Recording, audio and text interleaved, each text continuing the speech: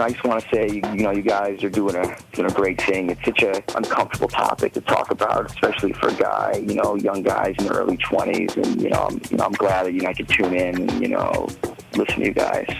Spencer Kobren's The Bald Truth. Hey guys, welcome to the broadcast and welcome to the new time, which was actually the original time, but now it's the new time. 5 p.m. Pacific time, 8 p.m. on the East Coast. I don't know what the GMT time is. Is that GMT? That would be midnight. Midnight. And Central Mountain Time is, what is that? 7 o'clock. Yep. Welcome to the broadcast, people. This is the Hair Loss Show, 888-659-3727. We are live from Los Angeles as usual. Doing our thing. Well, actually, Joe Tillman is live in Vancouver, British Columbia. It only looks like we're kind of in the same room, but not really. Not really. So I was alerted to a comment on your channel, someone saying that the volume was ultra low for them. But I saw that. But when I listened to it on either on my television or... Yeah, you have to turn up the volume to like at least 3/4 to hear it, and maybe all the way up to hear it very loud. But it seems pretty normal. What do you think, Joe? I hear it back myself. Like when I watch the replay, and it seems fine. So I think it was just the dude's laptop or his TV or whatever it was. So make sure everyone can, everyone can, all 14 of you could hear us. It's 25. I know. At the point, but it's just starting. It's actually a better start to this show than previous shows. Look, Mr. Negative. Dude, I'm not complaining. What I should be complaining about is just the sheer amount of DMs I'm getting through Instagram. But I'm not going to. I appreciate you guys who really... are not only asking questions, who are giving us a pat on the back, who are saying, we're doing great work. But the truth is I cannot respond to detailed questions through direct messaging on Instagram. A, I don't give medical advice.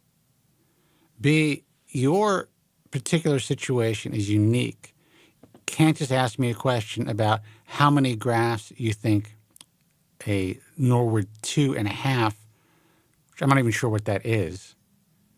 I mean, I kind of know what it is, but but what a Nord 2.5 would need, because I got, this person who wrote me, he got an assessment for 4,600 grafts for essentially just a mature hairline. I want to answer all of your questions, and I will do my best, but this is what this broadcast is for. Now, we've discussed this. I've discussed this with Joe, and there may be a time when I kind of branch out and start to maybe interview well-known people or better-known people, influencers, celebrities, to talk about their hair loss. I have two people who are interested to kind of start the show off, but I also don't know if I know that's interesting to people. But I also don't know if it's going to be able to give people direct access to the help that they need. It'll give us eyeballs, so maybe then they'll come and watch the live broadcast with me and you, Joe, so they can answer their questions, have their questions answered. So we'll see. We'll see what happens. But what that means for me is more work. And not that I'm a lazy person by nature, like I joke about. But I can't take, YouTube money at this stage. It really would just be a labor of love that will take up a lot of, a lot of my time on the golf course. Because we all know you're dying to get on the greens. Dude, come on. OJ, let him rest in peace. That's funny. Used to love to play golf with me. I'm just kidding. Saw a very interesting docu-series on O.J. Simpson. What a fall from grace, man. What a fall Oh my from God. grace. But that was 30 years ago now. What, his fall from And grace? ever since then, yeah, it was 30 years ago. Yeah. I mean, it started a little before, Most of the- before that actually happened, before the actual crime. But Yeah, but most of the people that are hearing about what went on with that through the documentary and everything, they're hearing about it through their social media channels. They weren't even born then. No, they weren't. But it really or the majority of them weren't. But it really does show. I mean, this guy was. I mean, just his rise to fame and just the way that he was loved by America and just the way that he, assimilated in a time that, it was very difficult to kind of transcend color in the late 60s, mid 60s, late 60s, early 70s, the way that this guy did. Now, in the black culture, African American culture, there's a lot of people who felt that, he should have done more for the civil rights movement and all that stuff. And his whole thing was, you know what? I didn't want color to be an issue. I just want to be OJ. And I think that was an interesting take at the time. I'm not saying it's right or wrong, but it was absolutely interesting. And I think that it really, in a sense, and I know I'm getting into this, I just found it fascinating. In a sense, it brought, I don't know, I think it kind of brought Black America like a face in their homes that they might not have seen in different roles and shit like that if he would have taken the stand that maybe some of the civil rights leaders wanted him to take, because he probably wouldn't have gotten to the position that he was in. So I don't know. It was a very interesting, the first part of his life was fascinating. Who knew that he was, allegedly such a lunatic, though? And I'd say probably quite a few people. And he was losing his hair. They didn't realize he'd go that far. By his mid-40s. Yeah. No one wants to talk about that, though. One guy mentioned. Well, they didn't want to talk about it back then because they're afraid of getting whacked. Jesus. What? Anyway, What? Guys, the phone number is 888-659-3727. This is the Hair Loss Show. Used a little Paul Mitchell like hair wax. I got the idea from Andrew Zarian. It's okay. It works. It's a little greasy. Spray's probably a little bit better for me, but I kind of put it in there, comb my hair, did the best that I can with it, and it's really not moving, so it's pretty good. I don't know what it would work, how it would work under wind conditions though, like high winds. I will say we kind of rushed to get on camera. We didn't have much time to catch up from the week, but I will say that your hair is looking a bit darker. It's the light, almost like a brown tint to it. Yeah, which is nice. Thank you. It's actually very gray. I mean, it's black and white. It's salt and pepper, but it's light. And it also could be maybe some of the shit that I just put in my hair to make it, a little darker. But for whatever reason, this camera does not pick up. No matter how I try to light the studio, it doesn't pick up my gray. Now, if I use my iPhone, it picks it up. What's funny is we're sitting here bitching about our hair. I'm about to bitch about my hair. I'm not bitching. I love it. But people looking at us are like, yeah, I don't see any difference. Like for me, I finished blow drying like 5 minutes right before we went on air. I've had a nice long full day, very productive. I like this 5 o'clock thing again. But like when I dry my hair, I put a little bit of, I started using this new, almost like a squeeze out bottle of pomade, and I'll rub it in my hair when it's still damp from the shower, and then I style it. I let it kind of dry in place, and then I'll do a blow dry routine. And I did the leave-in dry thing a bit differently, where I didn't style it. I just kind of went back like this, and I feel like I'm suffering the consequences of changing my routine, because I got this whole almost like a Trump early years kind of swoop going on. How dare you? And off of the side here, right there. It looks good. There we go. Yeah. I'm a big fan of Trump the early years. I've lived my life this way. But at this angle right here, it kind of, I don't know. It's almost like it looks like I'm sweeping over to cover something. When you see it like this, I'm not. It's just, I don't know.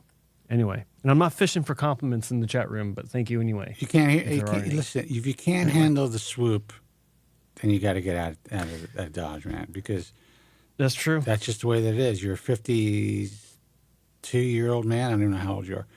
You're a 50-something-year-old man. 54. Oh, Jesus Christ. I know, right? I know. Can't believe it. Time's flying, man. I just wished a very close friend of mine their 60th birthday. Happy 60th birthday. By the way, did you hear who passed away? No. Spurlock. What's his name? The Morgan supersizing Spurlock? guy. Morgan Spurlock passed away. What the fuck did he die of? I don't know. I saw it in the headline in my elevator, in the news feed of my elevator. There's it didn't go in just the headline, but he passed away. 52 years old. First of all, I need to discuss the news feed in your elevator situation. What? What the hell does that mean? There's a screen in my elevator when I come up from my parking garage to the floor that I live on. There's in all the elevators in my building, there's a screen above the doors, and it's there for people to look at so they don't have to interact with their neighbors. What kind of a fancy life do you live? And it's got a news feed and updates on local and international news. I thought that's what our phones were for. For the 7 seconds you're in the elevator, you get to see, and it flashes by quickly too. It's like 3 seconds for each headline before it goes to the next one. I thought the phones were for people to ignore each other in elevators. It's for those that just don't have, that maybe forgot their phone. They can look up instead of looking down. I love making young people feel super uncomfortable in elevators. I talk to them while they're looking at their phone. I'll compliment their sneakers, whatever. Oh yeah, weird, creepy old guy talking to me about my sneakers. What the hell's going on, dude? They are so That'll fucking. Work. These kids cannot speak. They cannot communicate. It really is. I mean, I think as the younger, this particular generation, those who have been able to figure out a way to communicate to the world, to be articulate, to either speak into a camera or speak directly to people who are good public speakers, it's going to be few and far between. These are going to be the actual leaders, and everyone else. It's just more and more sheep and sad folk out there who can't really handle shit in life. So Morgan Spurlock died of complications of cancer, according to David Hutton, and I'm seeing it here. Like his Wikipedia is already put in the past tense. Morgan Valentine Spurlock was an American. It's like, come on, like fuck, it's so fast. It's like they're always like, who's in charge of this shit anyway? Some people. It's like someone passes away. It's like, boom. Okay, I gotta get to the wiki page, change it. These fucking online people are serious, man. They take it serious responsibility, man. Wake up in the middle of the night to do that shit. Well, that's sad, but that's life, man. And that is why everyone out there who is wasting their lives on online message forums and on Reddit and other places to argue and fight about potential hair loss cures and remedies and who's right and who's wrong and who knows what they're talking about and, nuances of, some celebrity's hair transplant. None of it matters. Yeah. You're all going to end up in a box. Try to enjoy life. Figure it out for yourself as far as what you need to do to improve your life and your hair situation if you can. And stop wasting your life arguing with other people through a keyboard in a magic box through your magic boxes. You know how much of Joe's life he wasted doing that?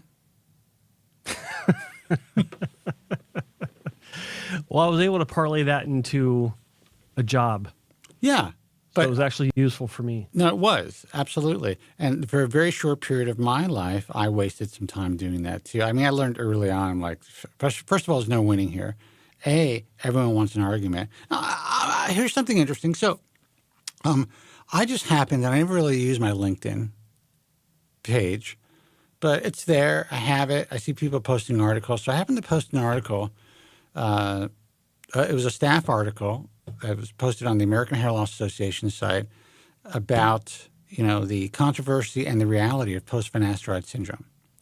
Just a very simple opinion piece breakdown, not stating whether or not it was real, not stating whether or not, but just here are the facts. This is how things went down. Broke it up by the online hysteria and influence and all that stuff that has created for many people a potential nocebo effect. The reality is there's maybe 10,000 guys, which is a lot for sure. I mean, these are all lives. These are all human beings who have reported having these adverse side effects with post-finasteride syndrome, given, there have been, over the years, millions of prescriptions filled and hundreds of thousands per year and growing of finasteride use. And kind of just wanted to have the facts put out there, and I thought it was a good article, so we published it.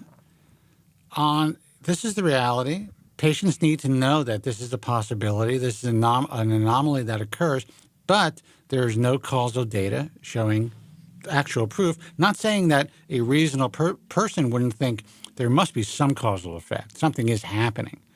It's just that there's no proof. There's no legit studies yet showing it. That's all. That was all that was written in the article. And the daggers come flying. It was one dagger. It was an interesting dagger. It wasn't even a dagger. It was an interesting commentary from someone who's getting involved in the field. And then with a link after the second comment, basically saying it's a very biased article and, follow the money. And I'm like, guy. Yeah. And I'm like, well, yeah, tell me how you think it's biased. First of all, I've never read an unbiased article about post-finasteride syndrome. Usually the bias is on the other side. But whatever, anybody who writes something that's an opinion to some degree or presents, different sides of things that could be seen as bias or whatever. And I'm like, well, how about you send me an article that is less balanced, less biased, and I'd be more than happy to share it. As a matter of fact, if it's a really good article, I'll have it published through republished through the American Hair Loss Association with permission of the writer. Mm-hmm. And, so the guy comes back with, the usual, the FDA approves drugs, blah, blah, blah, for these reasons. And there's always, some adverse events and safety profile issues. So there's, in his view, there can't be any issue with, there can't be any, what's the term that he used? There has to be some incidence of causal effect. I mean, you cannot say there's no causal effect there. And I was like, yeah, any reasonable person would agree with you. But that's not what the article states. And then he sends me a link to the nonprofit for the PFS nonprofit, which I've read before. But, even when you read the history on that nonprofit, it's not 100% accurate. Now, I'm not saying that they purposely wrote something that was inaccurate, but some of the timelines are inaccurate as far as when things were first put out there online about the potential of these long-term adverse side effects, stuff like that. Mm-hmm. And this particular guy's only kind of been in the field for a few years, and he's getting into the field. Long story short, I just made it clear, look, there's, when you say follow the money, there's profits on either side. There are the subscription-based companies that obviously want to see a fair and balanced article. And then there are those who are using post-finasteride syndrome to leverage and fearmonger so they could sell their natural products, which is, that's all fair too. Because it's a real phenomenon. It's an anomaly that happens to a relatively small, an extremely small amount of people, but it's there. And even in the article, it says that it's real. It says that patients need to be made aware of this. There needs to be more research. All this stuff. But there's an interesting knee-jerk reaction to the truth.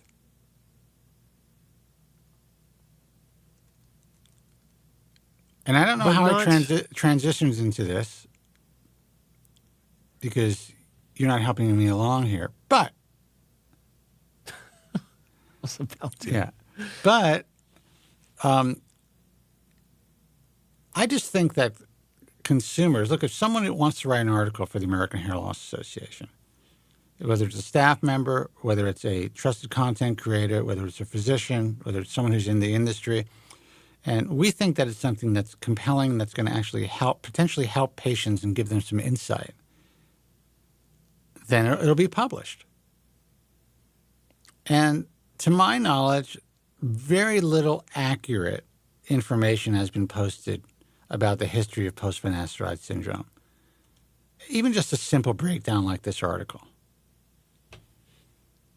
Well, everything I've seen, like the classic study that everyone likes to talk about, and I didn't read this this breakdown, but how dare you? Over the years, the most referenced study about PFS was not a study about PFS.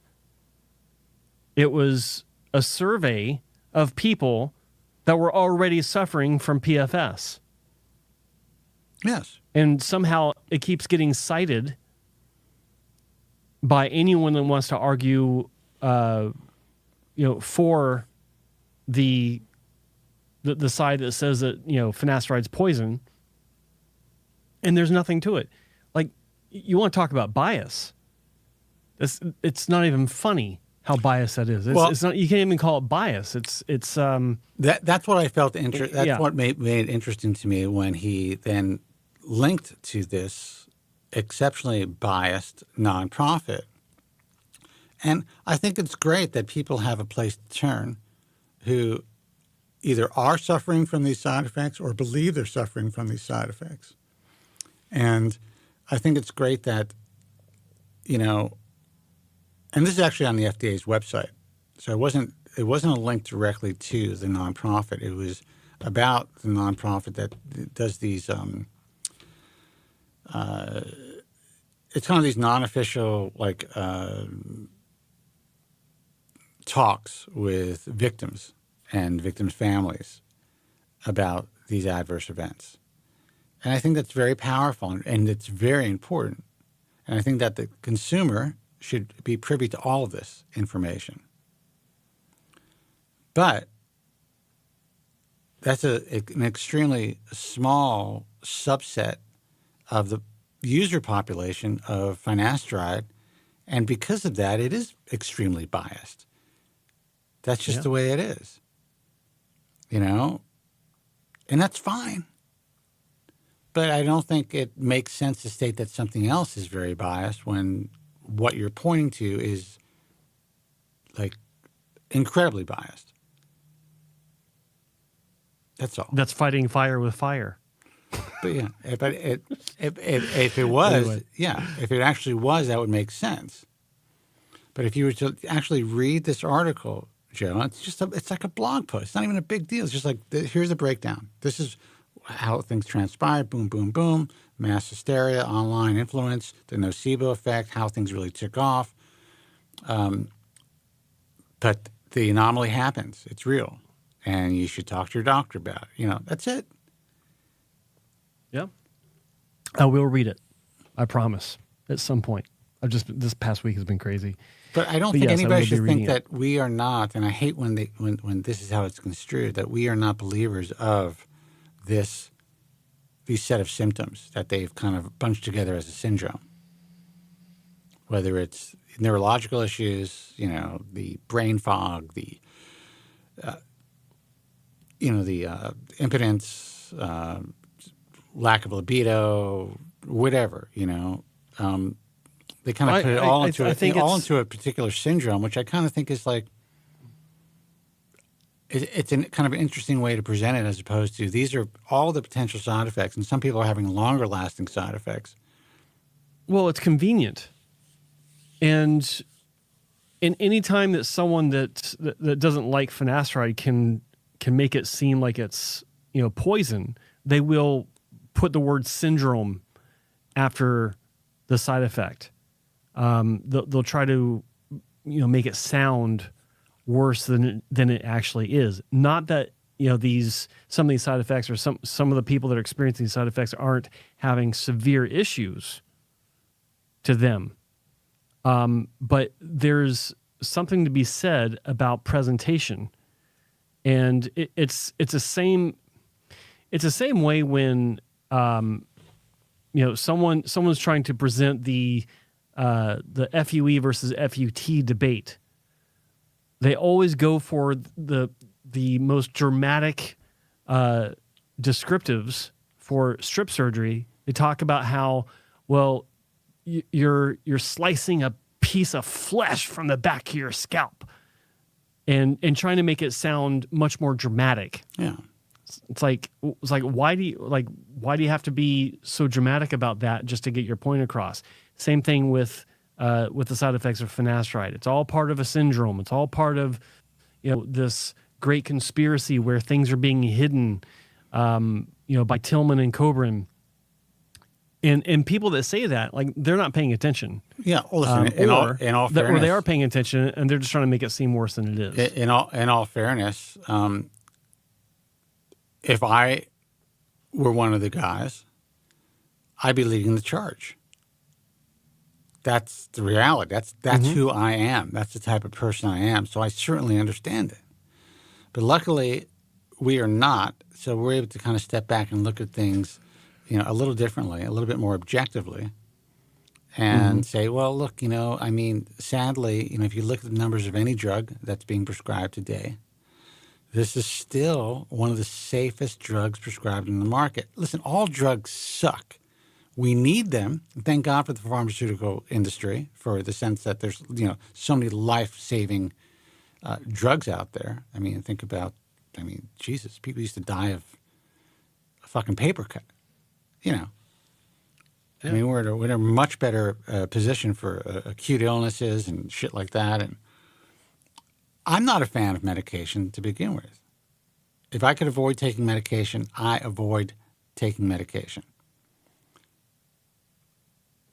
But I just think people should be able to be privy to the truth. And the truth should not be completely overshadowed by the hysteria. The numbers need to be real. The facts are the facts.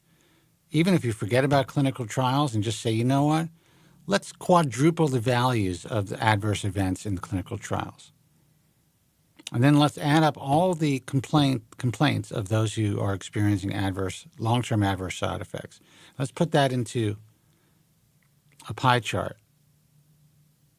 And then you would see the tiny sliver of those adverse events and the even tinier sliver of the long-term adverse events. Now, that's not to say that it doesn't happen. But then if you look at another drug, whether it's oral contraception, the birth control pill, that pie chart would look a lot different as far as deaths, adverse sexual side effects in women, all types of, different disorders that it causes,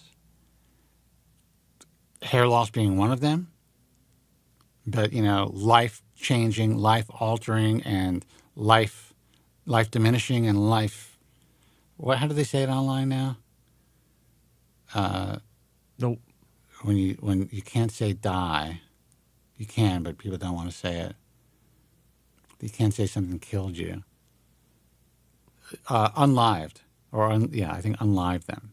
All the people who were unlived by birth control. Never heard that one. Yeah, isn't that weird? Isn't that a fucking weird thing that people have to do on Instagram? I immediately started thinking about dead naming. So now it's unalive yourself. I think that's what it is. Anyway, yeah. Weird. Weird. Unalive yourself. you can't say the S word. Oh, I see. Okay. The S word meaning, yeah. So you have to say unalive yourself as opposed to the S word of unaliving yourself. Ah, got it. Okay. Now, there have been incidents of guys unaliving themselves who had believed they had or had post-finasteride syndrome, or even if it wasn't possibly the sexual side effects, just the mental effects of it. But there are many more who have shown that SSRIs were causing them to have all kinds of issues, including long-term adverse and permanent side effects, sexual side effects, and suicide. Oh, I just said it. Unaliving themselves. Broaderbun 60. Unalive is not a word. Is a non-word. That's yes. right. Yeah, it is, I agree. We're living in a different culture, though, brother. Guys, phone numbers, lines are open, 888-659-3727. We'll take your calls. We're doing a live show. This is a live broadcast to take your calls. If you have questions or concerns about your hair loss, if you want to talk about hair transplant surgery, if you want to talk about anything about living life as a hair loss sufferer, this is your opportunity. I'm the founder of the American Hair Loss Association, author of The Bald Truth and The Truth About Women's Hair Loss, books that were published almost 27, 28 years ago. At least my first book. They're still being sold. People are still buying them. What idiots. Yes. Dude, I tell everybody, listen, if you want to know the history of this industry and my history and my story, great. If you want a piece of history of this industry, buy the books. Keep buying them. It's great. But you can get the truth and all the information, the updated information for free. Maybe one day, if I have the time, I'll update that book. I mean, I guess I can make some money from it, and it needs updating. But again, big effort, a lot of time, away from the polo grounds.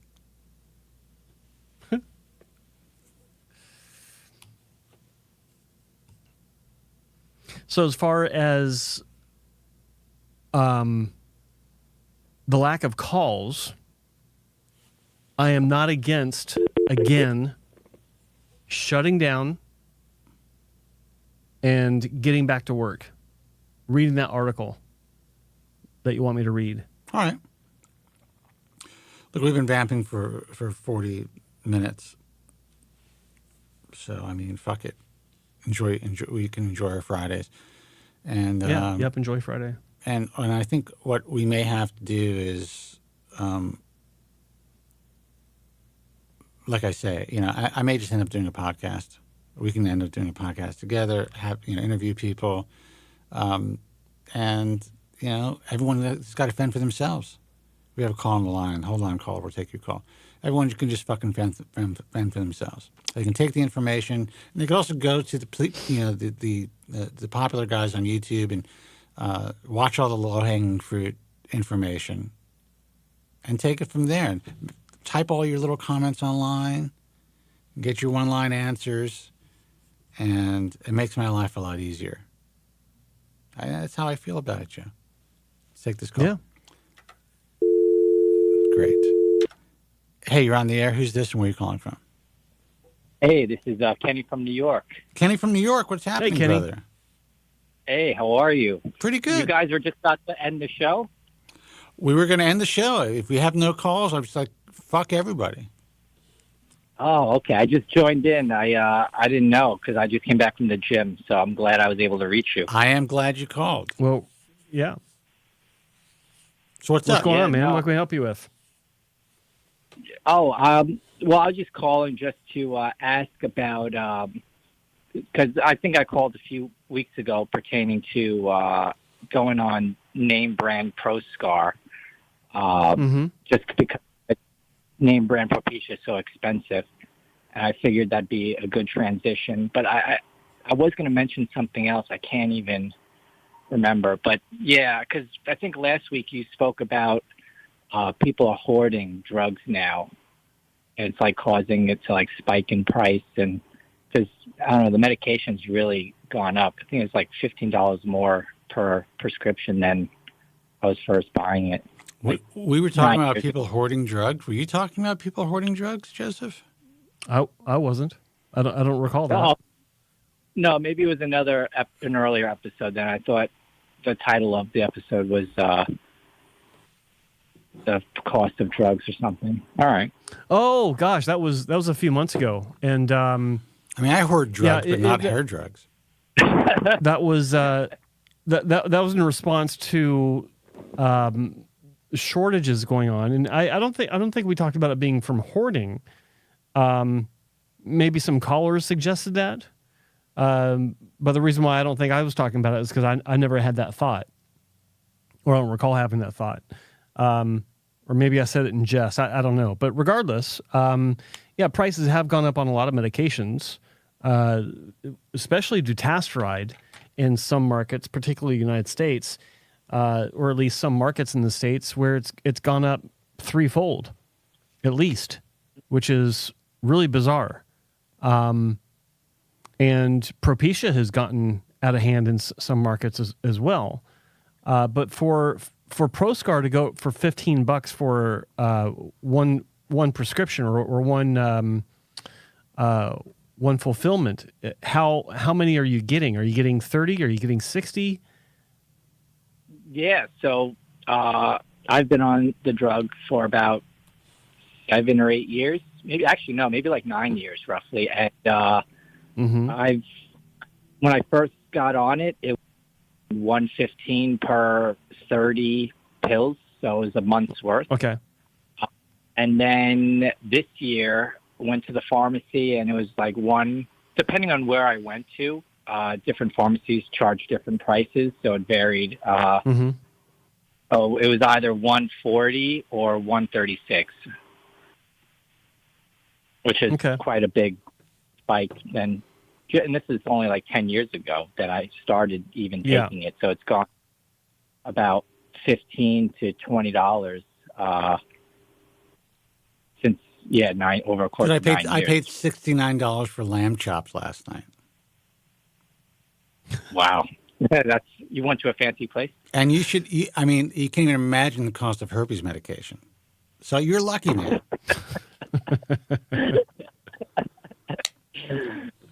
But yeah, listen, we're living in a really fucked up time. But even before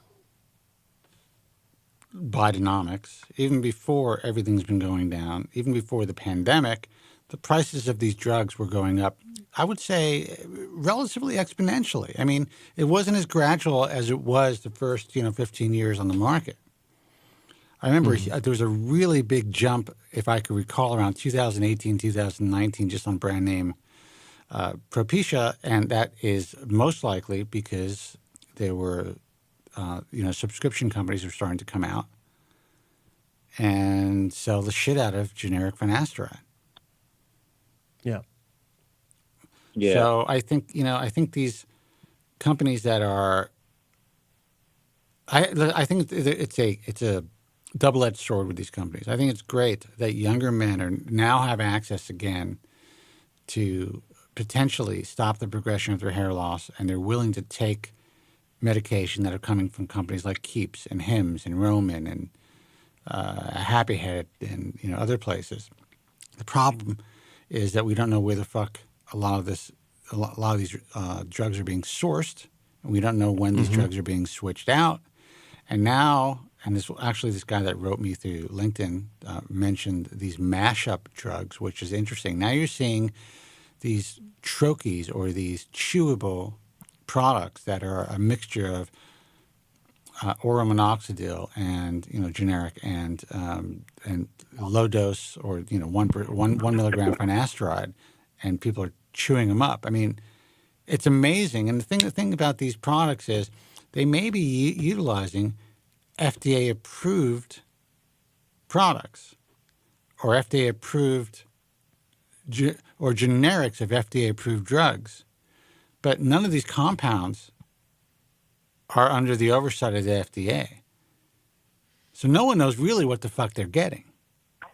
There's no oversight when it comes to this shit. All they have to do is prove that the medication that they're using is a generic form of the FDA-approved drugs that they are promoting. Yeah. So with all of that, the prices of the real stuff have gone through the roof. Yeah, that's crazy to me. The fact that you have no idea what's in it, and because generic drugs they're prescribed always by your doctor, or even if you're in the hospital, you'll most likely always get a generic drug. If you're in the hospital, you're fucked if you want to take if you need to take your Proscar or Propecia. But yeah, I mean it's all generic. Everything you get in hospitals are generic. I actually have a unique insurance plan that I pay extra for, where my brand name, if the doctor writes brand name only, most of the brand name drugs, if they're still available, are covered for a flat fee. It's not a low fee, but it's a flat fee. So I can get brand name drugs. And I have that because, to me, if I can get the real McCoy, that's what I would prefer to take, whatever the medication is. Is this like, if you don't mind me asking, is this like a California insurance, or is it? I'm in California, brother. Sadly, we still live in a world where we can't cross state lines and get and shop around for insurance. Right.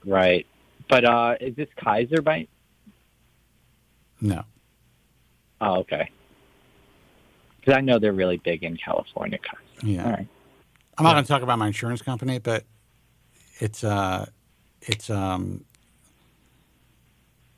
me, it's really important to be able to get brand name. Now, with that said, they're not going to cover Propecia or any lifestyle drugs. No. Okay. So you still have to pay full price for it. Yeah, unless you want to commit, if you get, you're not going to get Propecia and pay full price. And have your insurance cover it. I'm sure there are people who get Proscar, and if they're of a certain age, your insurance company will pay for it. Yeah, but they might not pay for like the name brand Proscar. Correct. Cover the generic, yeah. Correct. Okay. But to me, it's well worth paying the actual price. That's like a night of drinking. Yeah, because it's amazing too. Because hair loss, it is such a big deal, especially for.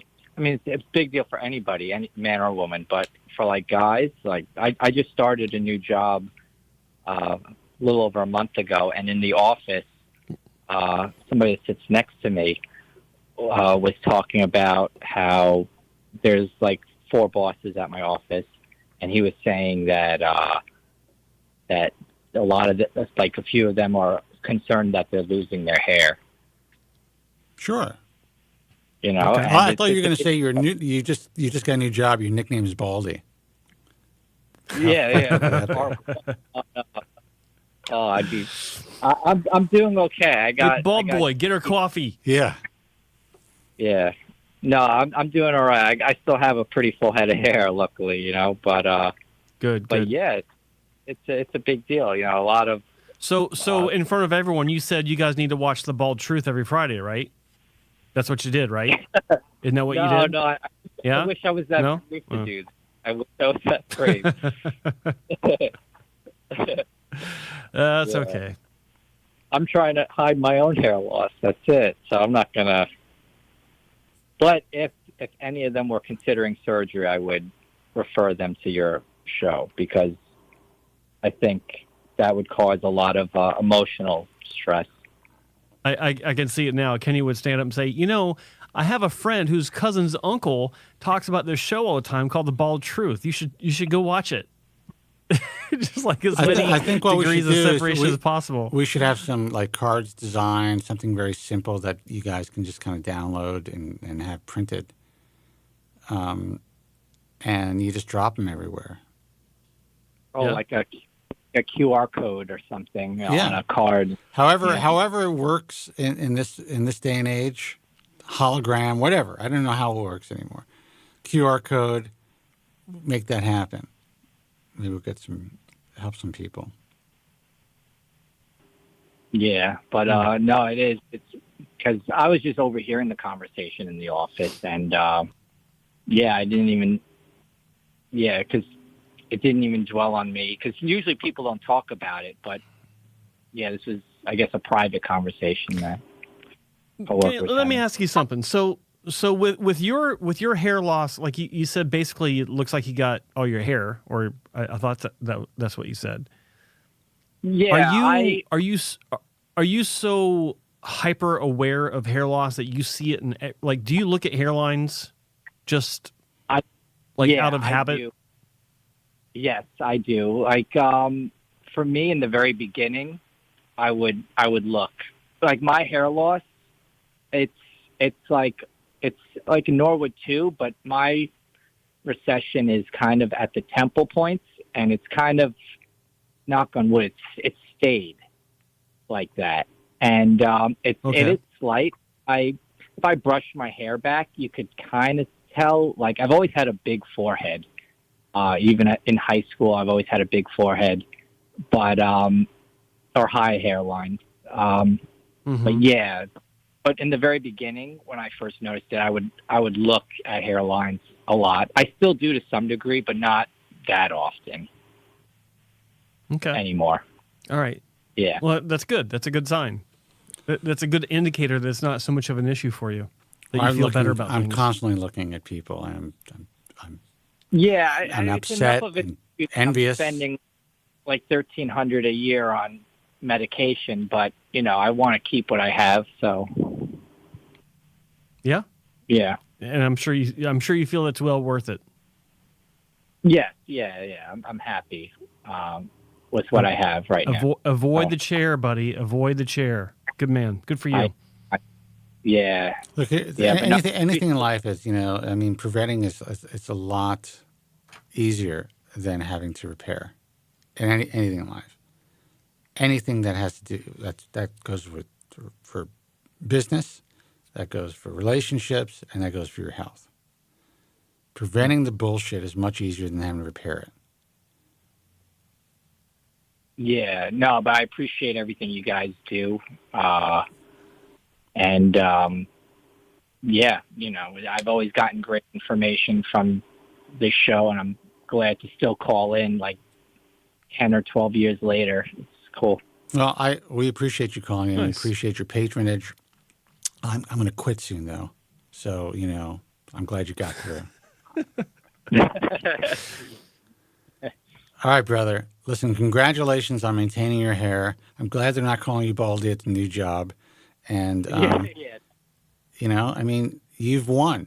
The longer it takes, the longer you can hold off having surgery, the better surgery is in the long run. And these kids don't understand that, man. They want to start early. They're like, you know what? I want to look perfect in my youth. What's the point of looking good when you're old? I'll tell you what's the point of looking good when you're old. Right here. Here's the point. I'm just kidding. But you want to feel good. You want to feel good no matter what. Like I said, I just wished my friend a happy 60th birthday. I just turned 59 years old. I'm still alive. I'm still around. I'm still walking around. Why do I got to be fucked up? Yeah. No, that's a good way of looking at it, too. And happy belated birthday. Thank you, brother. I appreciate it. Thanks for the call. Always good talking to you. Yeah, it's good talking to you. Take care, buddy. Take care. Bye-bye. All right, bye. See you. 888-659-3727. I'm at a bar and I say in Beverly Hills for a reason. I'm at a bar in Beverly Hills yesterday before I had dinner. And there's this couple. The guy, it's hard to tell age for me now because there are people who take care of themselves and people who don't, so they age normally. So this guy could have been in his 60s, maybe close to 70. And the woman that he was with was maybe 45, some shit like that. And you could tell they were a couple of some sorts, Okay. And, I'm kind of watching this whole thing transpire, and it's interesting. I'm with somebody else, and, I could tell that she saw me kind of gaze over there and like, what are you looking at? I'm like, I'm looking at hope. That's what I'm looking at.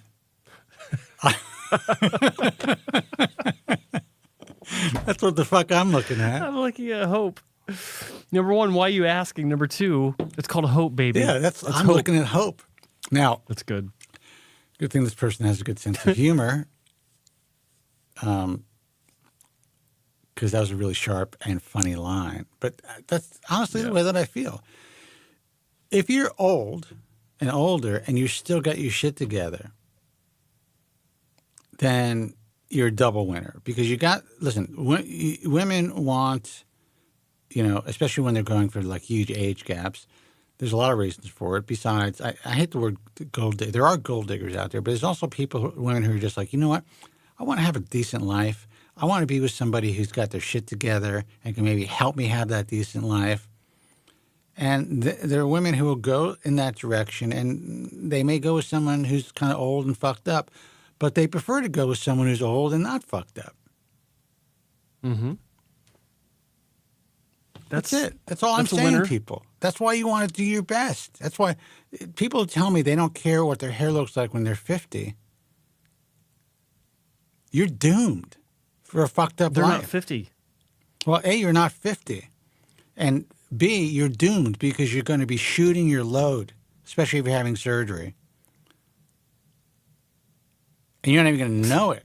You're shooting your load, brother. You're going to be left with scars on your head and your dick in your hand. And when you're 50, you're going to feel old. Yeah. As opposed to slowly kind of maintaining your appearance. Maybe it's not perfect. Maybe it's like, oh, you know what? I'm the 30-year-old with the bald spot or the receding hairline or whatever. Or I'm the 30-year-old who was able to have his hairline reconstructed, save a lot of his hair's medication. Yeah, I'm thin in the back and people notice it. But from the front, I'm looking good. And then as you age, you kind of grow into that look. And then when you get into your 40s, you're winning by attrition. Yeah. Yeah, pretty much. These kids they have no idea. They shoot their loads. They have maybe 5 years of happiness. And then they're back on the surgery hamster wheel. There's no way out for them. I'm laughing because Rich from Queens, New York, he's quoting you hypothetically. You know, baby, hope. Something you're going to crush in a few months.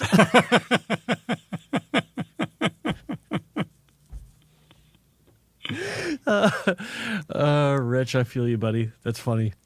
I'm at a point in my life where it's day by day.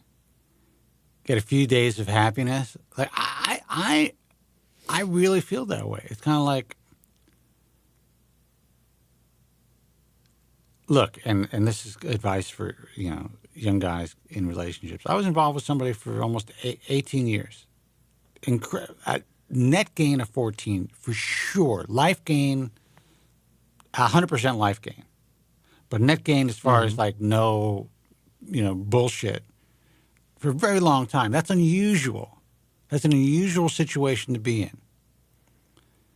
And then to be able to maintain a relationship afterwards, that's unusual too. So I feel extremely fortunate. Yeah. I don't want to get involved in someone else's life fully. Ever again. And I don't think that's such a bad thing.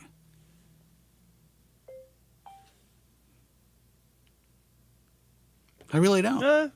No, it's not. It's not because like you don't need to have that in your life to be able to have a fulfilled life. And as long as you have relationships and friends and you're doing what makes you happy, that's all that matters. Yeah. I can see that. I agree with that. I once had a girl, I told this girl this, and she's like, and I thought it was interesting. She's like, so you're telling me that your ex ruined it for the rest of us? I'm like, she didn't ruin it. She didn't ruin it. She gave me something that probably no one else would be able to enhance my life in that way. And then whatever it is wasn't working anymore. And I'm good with that now that, everything's worked out. I just want to have a little fun. Can't we just have dinner? Doesn't anybody just, screw anymore or whatever? Does it always have to end up being like, I have this startup and I don't know what I'm going to do, and I want to divorce my husband, but he doesn't. I don't want to hear these stories. I had this one this Italian restaurant I go to. She's telling me about her facelift. I think I told you guys this, and how fucked up her husband was, and her husband fooled around on her. And I just had to stop, put the brakes. I'm like, lady, I just met you. I don't want to hear any of this. I know you've been drinking. I get it. But when I asked how are you, I didn't actually mean that literally. It's just being polite. It's not an invitation to unload. No, but as soon it's like they want, it's like right away you're on a it's like you're on a fucking job interview. Or what do you want in a woman? Well, I came to get some pasta. That's what that's what I'm here spaghetti. For. Yeah. That's good. I'm glad, it's nice that, when people meet and they want to talk and, potentially hang out, whatever it is, but I'm not here to give you my CV and my resume. So I feel sorry for the young guys. Yes. Who are thinking like, I got to find somebody and I'm fucking balding. I got to find somebody. That's a very common perception of hair loss is if I can just get my hair back through a quick hair transplant, it only has to last me till I'm 30 or I'm married, and then I'm good. Like I told Morty, do you think the girls at the massage parlor really give a shit? He got super offended when I told him to go see a hooker, man. Oh, Never yeah. forget that one. Oh, yeah. I remember that like it was yesterday. But what's interesting is these young guys that are saying, I only need my hair till I get married, and then I'm fine. They're completely forgetting the fact that over 50% of all marriages end in divorce. So what are you going to do after that when you need to go for round 2, buddy? Did you think of that? Yeah, or if you happen to have one of those women who don't understand that most guys are going to go bald. It's like, oh, you think she's staying with you if you go bald? Yeah. Oh, that's right. I've had women call the show. I've had women actually in my personal life who have been friends with people that I know. And I remember this one chick basically said, you have to help him. I didn't sign up for this. She didn't sign up for her husband to go bald. She didn't sign up for it. Yeah. She wanted nothing to do with it. Yeah. I'm like, I'm sure he didn't sign up for that fucking load that you got that's supposed to be your behind. He didn't sign up for the inner tube tire around your waist now. I'm sure he didn't sign up for that, those hammer toes that you got going on there. Yeah. This chick, they stuffed her feet in these sexy shoes, and they're like loaves of bread.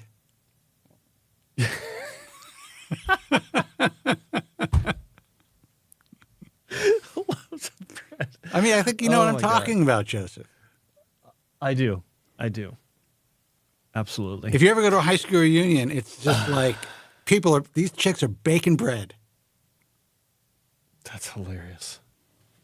Jesus Christ. All right.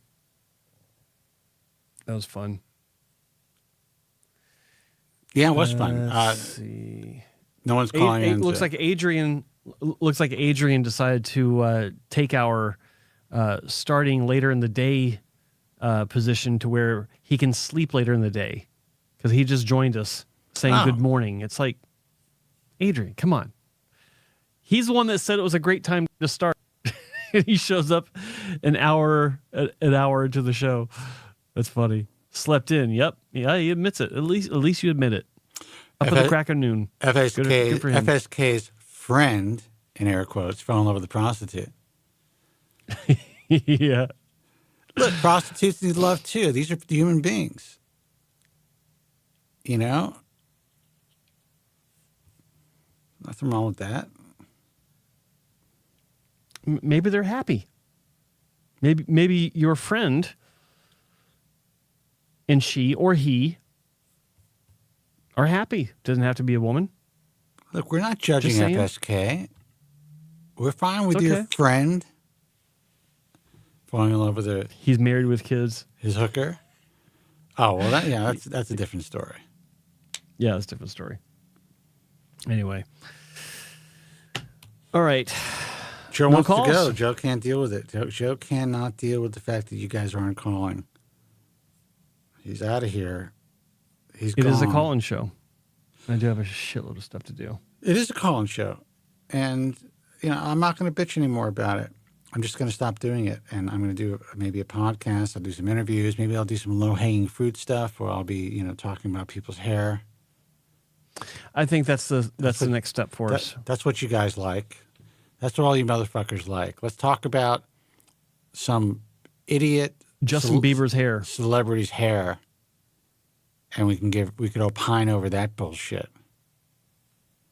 We have a call, by the way. We could opine over that bullshit for you guys. And get 1 million fucking followers. I don't know if I could deal with that. Talk about Ben Affleck's supposed hairpiece that's all over the place. Exactly. Because no one's talked about that before. Yeah. That's what you idiots want to hear. Let's see who this is. Hey, you're on the air. Who's this and where are you calling from? Hello? Hello? Hi, Joe. Hi, Spencer. Hey. Hello? Who's this? Yeah, can you hear me? Yes. Yeah, who is this? I'm Mr. X. How are you doing, guys? Mr. X. Mr. X. Yeah, actually, we're I good. don't want to name myself because, I wanted to talk about side effects. You say that again? I wanted to talk about the side effects, so I thought I would use my name as Mr. X. You want to talk about side effects. Okay, side effects of what? Got it. Man, side effect of what I'm facing from when I started finasteride. Okay, let's talk about it, man. I'm sorry to hear you're dealing with side effects. Okay. Okay, it's not crazy, but it feels like, so currently I'm 28 years old, okay? So I started my medicines 2.5 years back. Finasteride and minoxidil, okay? So for finasteride, I started with 1 mg, Monday, Tuesday, and Thursday, like 3 days a week. So it felt like a lesser, like a libido, like a sex drive. And then I switched, I used to drop it for 2-3 weeks. And then I would feel like a crazy libido, just wanted to jerk off the whole day. Okay. But I continued because it was saving my hair, for 1.5 years. So when you say, by the way, did you say jerk off all day? Is that what you said? Yeah. So when you say, I don't want to be clear. So when you say, I'm sorry. No, it's fine. It's fine. This is a men's show, and that's what men do. Yeah. But what was I going to say? You said that you stopped it completely, or you lowered the dose, and then you started to whack off all day. So, for 2-3 weeks, I would completely drop, in between. And then I will feel more, amorous. That drive or libido. Yeah. Yeah. So, but, my hair was really good when I was taking medicine, so I continued. So after 1.5 years, I switched to, I lost some ground, so I switched to daily 1 mg finasteride that I'm still using. So then I actually, it feels like a lesser libido, but all the things that I've checked, blood test and all, So I can see like testosterone is pretty good. It's around 990 nanogram per deciliter. That's unbelievable. And, I'm 28, man. So what? I mean, people at 28 have 350, 400. I mean, that's within normal range. I mean, yeah, I take care of myself, like regular workout, eating well. So yeah. But that's great. But now I think like, what are my options, man? Like, I don't want to lose hair. Yeah, but so what are your side effects right now? Bad. You're on 1 milligram. Yeah. What are the side effects right now? Is that you just don't want to fucking whack it all day, or is it that you're unable to? Yeah. I mean, I feel like I don't feel horny that much. All right. Are you in a relationship? Yeah. No. Okay. So you could work then. Get your fucking focus on making money now, and keep your hair. And as long as you could enjoy sex when you decide to have it, then it's not the end of the world. But the question is, you said you don't feel it, but is that why you're just walking around just doing normal shit, or is that when you're actually engaged in physical relationships with a woman? He's not with a woman. He whacks off all day like a madman. That's what he wants to do. but like like if he hooks up with a woman at a bar, or wherever, like does it just not work in the moment, or you're just walking around not feeling the tingle to tinkle? It works. It works. Okay. Well, there you go. It feels like I don't enjoy it that much. Like it's not bad, but I think earlier it was crazy good. Now it's like, okay. Dude, sex is like pizza. Nothing's really bad. There's no real bad pizza. No, but listen, I get it. It's definitely affected your libido to some level, and maybe either sensitivity. Sometimes it could affect the power of your ejaculation, so it's not as as powerful and as pleasurable. That could also be worked on, with a lot of things, including working on your pelvic floor and Kegling and all that shit, if you want to improve that anyway. Mm-hmm. But we're not doctors. But it's very possible that if you lower it slightly, even though you're doing well on 1 milligram right now, or start doing some intermittent therapy where you're taking 1 milligram every other day, talk to your doctor about it, you may not see any decline in your hair, and you may get some good rebound in your libido and your pleasure. Yeah. But also understand that that feeling that you had from stopping your intake for a few weeks, that boost of drive, that is artificial.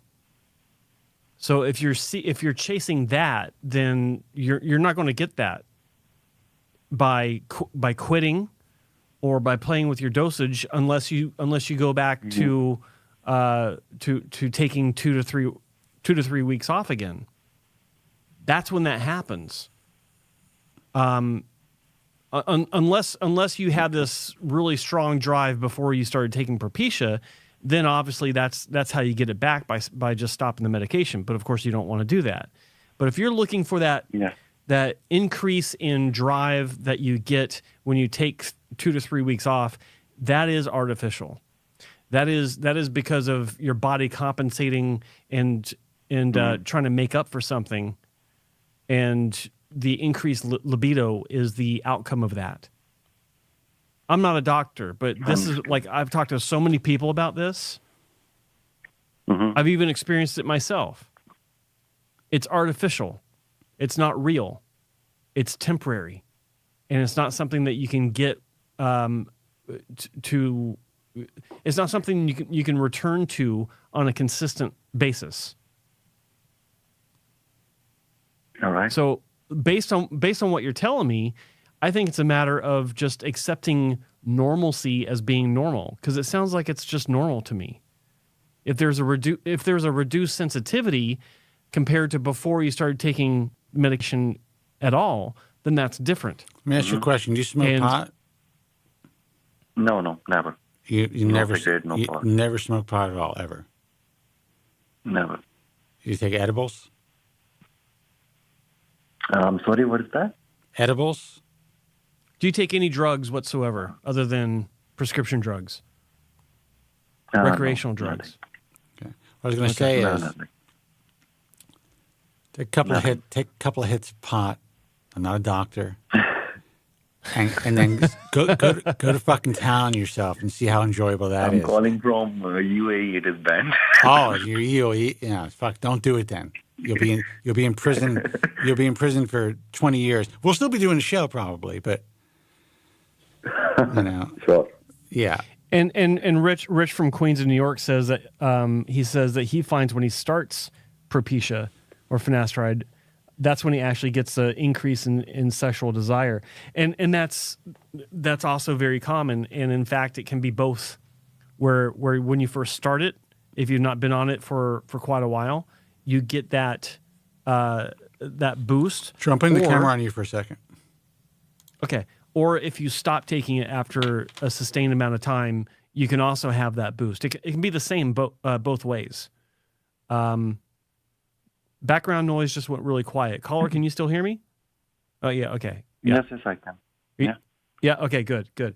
So, yeah. I mean, it sounds to me like it's just you're not sure about the normalcy of what you're dealing with, but everything works. You can still feel things fine, and it can also be your choice of partner, because like things can be different from one partner to the next, right? So there's so much more that goes involved with it. It's not just about sticking it in, right? I mean, there's foreplay and there's everything that leads up to that moment, and then the moment itself can be different from person to person. So. Maybe just try to reevaluate how you're looking at this, and as long as it works, enjoy it. Right? It's like Spencer said. It's like there's no such thing as bad pizza, but there is such a thing as trying to find better pizza. Are you the one who said background noise got quiet, or was someone in the chat room? It was me. Okay. Yeah. I mean, when you turn off your microphone, I wasn't sure if I was still on. Yeah. As far as audio goes. Yeah. When I turn on my mic, there's there's going to be because I have to boost my drive. There's going to be a little bit more room noise, but yeah. I get it. Yeah. So have you heard about Dr. Sergio Vano from Spain? Mm-hmm. Absolutely. Yeah. Sergio Vano from Spain. Yeah. Spoke I know at him. spoke at the first Global Hair Loss Summit and announced about oral finasteride, and then it just took off. Okay. Oral minoxidil, right? Oral minoxidil, yes. Thank you for that. Yeah. So I was going through his. Don't ever correct him on the air. Videos. Yeah, my bad. You're always welcome to correct me. Joe is not welcome to correct me. It's just I can't. Yeah. Sorry. Go ahead. You watch all of his videos? Yeah, in some of his videos, he was telling that dutasteride 0.5 mg twice a week is having less side effects in his practice compared to daily finasteride 1 mg. Here's the thing. I do think that there's interesting work being done in clinic, and some of the studies that are being presented, some of the information that's being presented either online or at conferences, even at Global Hair Loss Summit. Physicians who are in this game will present what they're doing with their patients and present these as studies and provide the information. It's all really great insight. What I find interesting is there was a double-blind placebo study that, if you go to the American Hair Loss Association right now, Dr. Donovan I can't remember his name, Jeff Donovan, out of Canada, does a kind of a interesting slideshow type of podcast, and he was going over a study that came out in April on the difference between oral finasteride and topical finasteride when used, when topical topical finasteride is complied with. And it really showed there was really not much of a difference. And as a matter of fact, at least by hair counts, people who are using topical finasteride seem to have a better hair count. But visibly, for whatever reason, in this study, it seemed like those who were using oral minoxidil were doing better. The reason I say that is, as soon as one of these papers, studies, or talks, say someone talks at the Global Hair Loss Summit, comes out, all of a sudden everybody picks up this potential tool, puts it in their arsenal, and runs with it. Mm-hmm. And there's never really, in general, at least at the beginning, bigger phase or bigger cohort studies that are done. So, what's the point I'm trying to make? We don't know if, one physician's talk and one physician's information based on his particular practice is going to be something that's replicatable across the board until more people are doing it. Does that make sense? Yeah. Yeah. Caller? Oh. Yes, I'm here. Oh, yeah. So does that make sense to you or no? Yes, it does. I'm glad. My phone just died. So what do you suggest, guys? I'm not getting what you're suggesting. What am I suggesting?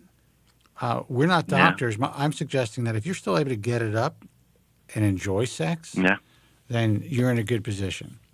If you could titrate a little bit and still maintain the hair growth that you have, it's possible that if you lower your dose slightly and maintain, to the point where you're maintaining your hair and you have a little bit more of a libido and you feel a little bit more pleasure, you kind of back to baseline, then that would be the way to go.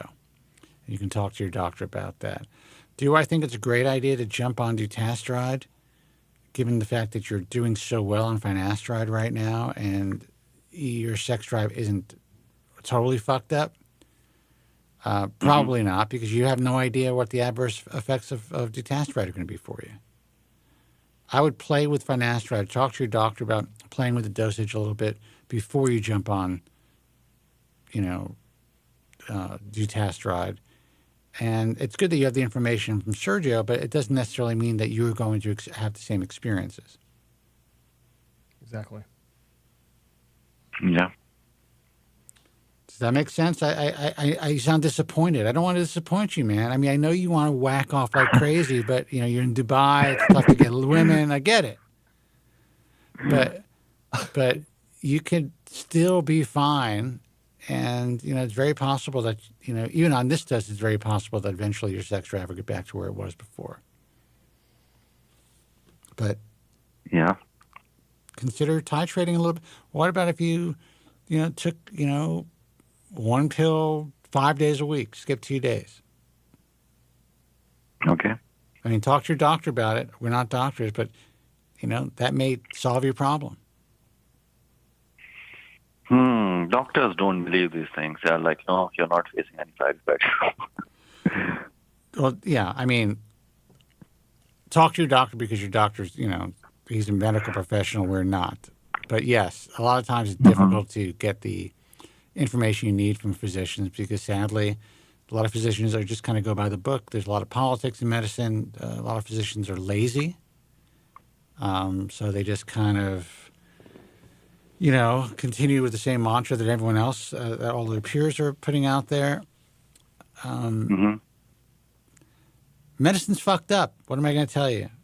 To me, it really sucks that we have to be dependent on these human beings for our well-being and for our lives. But sometimes they're great, You need a knee replacement, and you get a good guy, they got that shit down pat if they're good at it. They're good mechanics. Mm-hmm. You need a new heart valve to save your life. Western medicine is a good thing. I agree. All right, brother. All right, guys. Okay. All right. You're fine. The fact that you can still get it up and you're not all fucked up means that you can play with the medication a little bit and probably get to a point where you're fine. Yeah, it's all good. All right. Thank you, guys. I really appreciate it. All right, man. I watch all your videos. So Okay, man. Good luck. I'll call you soon. Good luck. And maybe change the porn. Maybe, Take care. I don't know. And call back. Give us an It's update. not just about porn. It's like imagination, earlier it would just quickly, Well, I think it's good that you're still I'm able to. imagining stuff. You're not so affected that you can still use your brain to enjoy yourself. And you're not at a point where you're jumping over the chicks with cranks. Is there anything wrong with saying that now? Anyway, all right, brother. I don't know. You take care. Thanks for the call. So, Okay. thank you. Take care, man. Thank you, guys. Bye. Mr. X. Mr. X likes to whack off all day to porn. Not just to porn, but to his mind. 888-659-3727. Oh, man, to be 28 again. Actually, I don't know if I want to be 28 again. Let's see what this says. Hey, you're on the air. Who's this? Where are you calling from? Hey, this is John from the Bay Area. Hey, I definitely would like to be 28 again. That's for damn sure. Are you sure, John? I'll take that in a minute, man. Be able to run up and down that floor and play ball and rock out like I used to, man. That was the thing. You had that guy calling. I know you play a little basketball, Spencer. That's the thing I miss about getting older. I got my hip replacement, my back, and, it used to keep me in touch with kind of the younger generation. It was one thing that we had in common, a way to connect and stay in tune with the younger culture was being able to play some rocking out full court ball. But now I can't even really get out there anymore, and so I really miss it. I really, really miss it. And 28, man, I was even. Why don't you join like a wheelchair league? well, no, I don't want to go that far. I'm talking about the youth being. So I'm just trying There's to get a lot of young people, man, wheeling around playing basketball. You could be one of them. Oh, man, it's good. Man, I was a playground legend. John. Man. I was a freaking basketball legend. What are you talking about, Will? Come on, man. Enjoy your life as it is. You sound like Uncle Ricky from Napoleon Dynamite. No, I know. Well, you're right. Well, and can I? And it's interesting because as a segue, to social events. And I've called before, and you guys, the greatest mitzvah you guys have done for me is you've been able to keep my head on a swivel and straight and not compulsively or impulsively, due to surgery. And I'm 60 years old. I've held off, and et cetera, et cetera. But I tell you, I go to these social events, and maybe it's psychological, but I just don't have the same swag. If it's a day-to-day thing and I'm doing my Did you have business, a titanium hip, first of all, right? Yes, I do. All right. So your swag is going to be slightly off. Well, it is off. I'm not going to lie about it. My swag is not quite as swaggy Pete as it was, but it's still a social swag. The socials. And you know what? Yeah, playing the ball does give you the confidence. Being fit, athletic, all that does spill over. And so, that every little bit helps. So it's all a contributing factor. Plus, I thought when I was exercising at that high level, the circulation is better. I don't know if that's better for your hair. Also, when you really perspire a lot, it's great moisturizing for your hair. I miss that full sweat where your t-shirt's drenched. And Look, your hair I'm gonna stop you for a second because I could go on forever about what I used to be able to do. And I mean, you're a little more fucked up than I am, but whatever. But I'm just kidding. Well, but no, well, hey, but I went through the wars, man. Yeah. I went through the wars. I left it out there, man. So I don't. I did all. I went and I played as long as I could. Yeah. If my hip hadn't given out, I would have. I've hip dysplasia, a shallow hip socket, so I had to get it. Otherwise, I'd still be out there, man. I'd still be, even if it goes slower or whatever. But it is what it is. But so anyway, I went to see Dr. Deep. I made an appointment with Dr. Deep. And because he's here in the Bay Area, and I'll tell you what, that guy's a nice guy. I just went in there. I drove out there to see him. He's a funny dude. He's a character. Just because there's people out there that have had bad experiences, there are also people who have had good experiences, and this doesn't take away from his personality or his character or anything. Yeah, he really is an entertainer. He doesn't do that much of an analysis on my hair. He just looks at it real quick. He says, okay, this is what you need. I'll do this. Bam, that's it. And then he starts joking around. And, he does a lot of that stuff. But So you know what? I'm still like a fraidy cat. I'm still afraid to go in there. It's just that I'm almost at the point where, like, you know what?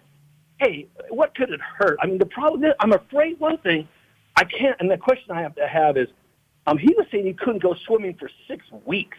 That's almost like right there. That's like, 6 weeks. I'm not going to, because I swim every day now. That's one thing I do to compensate for not being able, is I go in the pool every day. And he said, you can't do that for 6 weeks.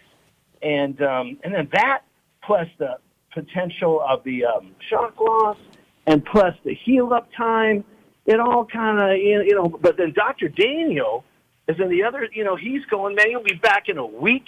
You get only 2 weeks off of swimming, and then you'll be rocking. And as far as, I don't want to get cut, so I'd rather just do where they just take out one by one. I mean, a couple thousand grafts, that might be good enough. I mean, that's all they can do with a no shave, 2,000, 2,500, and that's it. And that's why it's called the practice of medicine. I mean, I'm not going to say that. I think 6 weeks may be a little excessive. I understand, you're going into a chlorinated pool. I understand all the potential issues and complications with that. Joe has advised people for many years about this, I'm sure, when he was essentially in practice, even though he wasn't a doctor. What do you think, Joe, about the pool, the swimming pool? I mean, I haven't heard you guys talk about that on the show today. Well, here's the way I look at it, and this is just my personal experience. This is my personal opinion. Your grafts, once you have surgery, those incisions where the hairs are placed, they're closed after they're closed up and healing, basically healed after about a week to 10 days. The donor area, if you're talking about strip surgery, that's a different story. Obviously, it takes a few months for that to heal up, but the primary wound has closed up and sealed itself off from the outside world in about a week and a half. It's red, it's inflamed, it looks like shit, but that's just the way it works. Now, there are a lot of different opinions on how long one should wait. I think after a few weeks you're fine. Like, I have been there are photos of me online where, like, even my last surgery where I had FUE healed up very fast. I was in the pool in less than 2 weeks during the summer. It was July. It was July of 2019, and I was in the pool maybe 2 weeks later, and it was sunny and hot, and no difference. No difference. There's no risk of infection, no risk of. No, there's chlorine.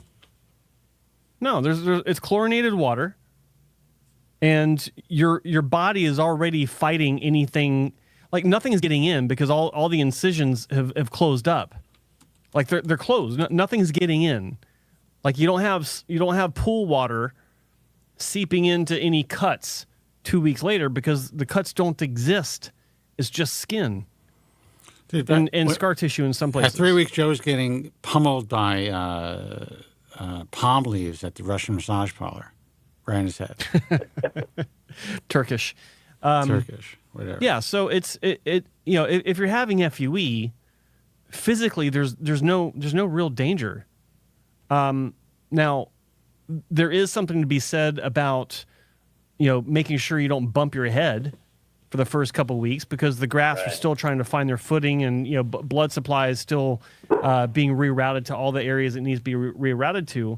But going to the pool, in my view, is fine after 2 weeks. It really is. Okay. There's a bigger danger in the first several weeks of your surgery or after surgery of harming your grafts from a bad sunburn. And that sunburn has to be pretty bad. Like, you got to think about it. The grafts, the part of the graft that's actually creating the new hair, the dermal papilla cells, they're like 4 millimeters deep into your scalp, surrounded by blood fatty tissue, all kinds of elements surrounding that. And a sunburn has to get down all the way that deep to really cause any actual damage to the hair follicle.